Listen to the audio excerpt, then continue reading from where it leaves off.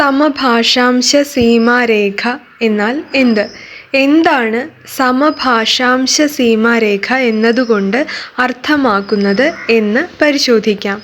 ഉച്ചാരണം, പദം, വ്യാകരണരൂപം, അർത്ഥം എന്നിവയിൽ സമാന സ്വഭാവമുള്ളവയെ ബന്ധിപ്പിക്കുന്ന സാങ്കല്പിക രേഖയെ പറയുന്നതാണ് സമഭാഷാംശ സീമാരേഖ എന്നത്.